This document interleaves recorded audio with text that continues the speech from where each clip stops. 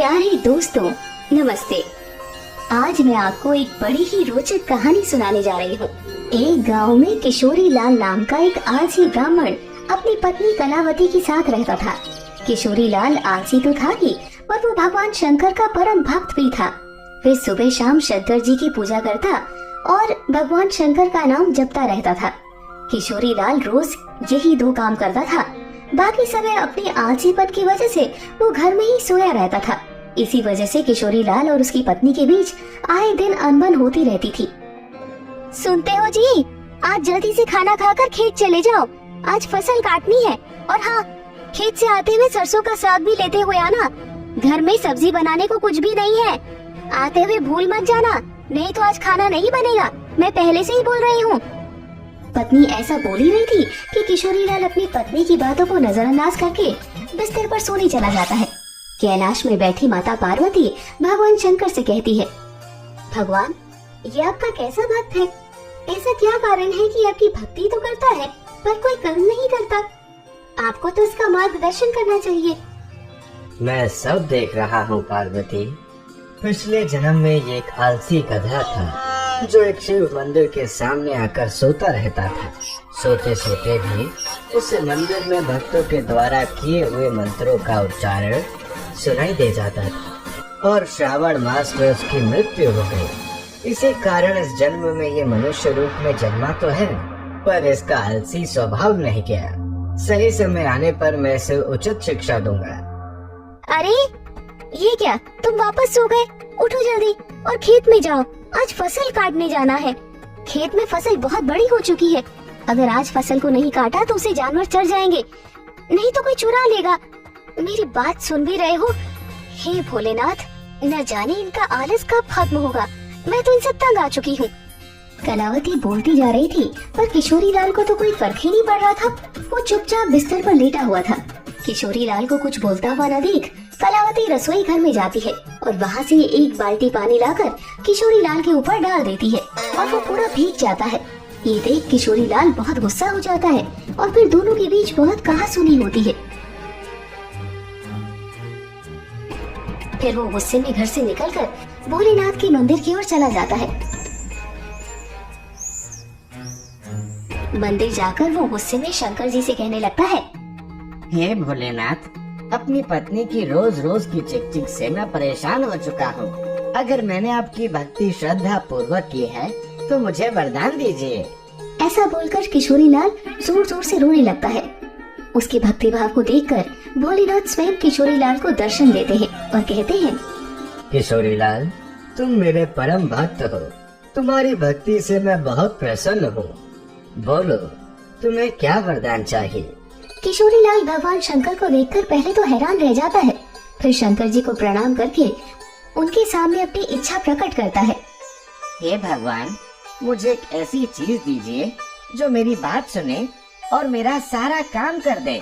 ठीक है, ये लो मेरा एक छोटा सा त्रिशूल। इस त्रिशूल को तुम जिस चीज पर भी रखोगे वो अपना काम खुद ही करने लग जाएगा और काम खत्म करने के बाद ही रुकेगा।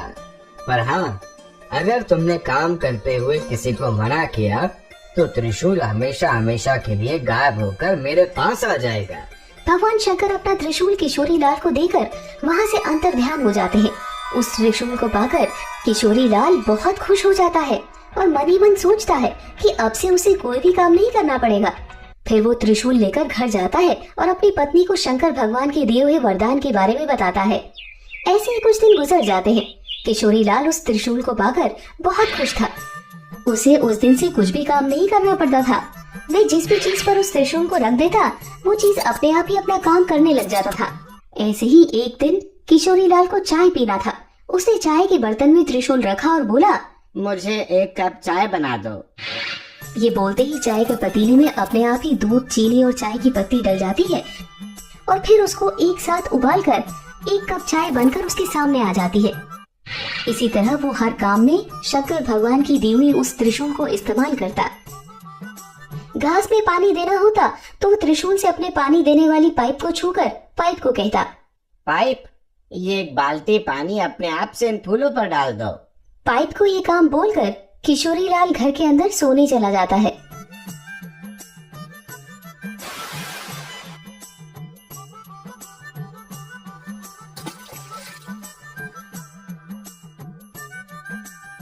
और उसके सोते ही लाइट चली जाती है।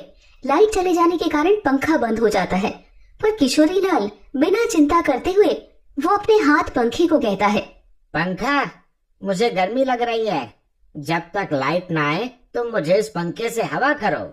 किशोरी लाल के कहे अनुसार हाथ पंखा बिना देर किए हवा करने लग जाता है और जैसी लाइट आती है तो हाथ पंखा बंद हो जाता है। इस तरह वो अपने हाथ से बिना कुछ काम किए बड़ी आसानी से सारे काम को कर लेता है। फिर एक दिन किशोरी लाल को भूख लगी और अच्छे अच्छे पकवान खाने का मन किया तो खाना खाने बैठा। किशोरी लाल मन में ही बोलने लगा, कैसा होता अगर खाना भी अपने आप ही मुंह में आ जाए, मुझे हाथ का भी इस्तेमाल न करना पड़े और मैं आसानी से खाना भी खा लूंगा। ये सोचकर वो खाली प्लेट पर त्रिशूल रखकर बोला, अच्छे अच्छे पकवान मेरे मुंह में अपने आप आ जाओ। ऐसा कहते ही प्लेट से तरह तरह के पकवान निकलकर किशोरी लाल के मुंह में जाने लगे। तरह तरह की मिठाई, नए नए स्वाद पकवान और बिना रुके अपने आप ही उसके मुंह में जाने लगे और वो बड़े मजे से उन्हें खाकर आनंद ले रहा था।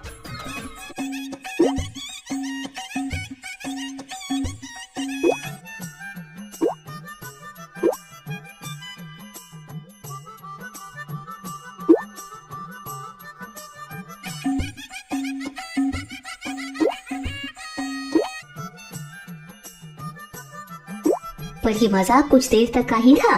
थोड़ी देर में किशोरी लाल का पेट भर गया और वो खा नहीं पा रहा था, पर खाना था कि रुकने का नाम ही नहीं दे रहा था। प्लेट से भिन्न भिन्न प्रकार के व्यंजन निकलकर उसके मुंह में जा रहे थे। ये देखकर किशोरी लाल परेशान हो गया। वो जैसे ही खाने को मना करने जा रहा था तो उसे भगवान शंकर की बात याद आई कि अगर वो काम करते हुए त्रिशूल को मना करता है तो उसका वरदान हमेशा हमेशा के लिए समाप्त हो जाएगा। ये सब सोचते हुए चिल्लाने लगा। उसकी चिल्लाने की आवाज सुनकर उसकी पत्नी रसोई घर से बाहर आती है। हाँ, और किशोरी लाल को देखकर हैरान हो जाती है।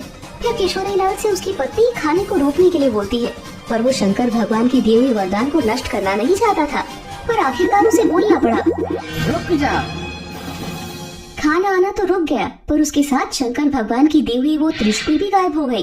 किशोरी लाल त्रिशूल को अपने पास न देखकर बहुत दुखी हुआ, पर अब वो कुछ भी नहीं कर सकता था। शंकर भगवान का दिया हुआ वरदान को उसने खुद ही समाप्त कर दिया था। अब तक किशोरी लाल ने त्रिशूल को जो भी काम दिया था उन सबको काम खत्म कब करना है ये भी अनजाने में ही सही बोल दिया था। मुझे एक कप चाय बना दो।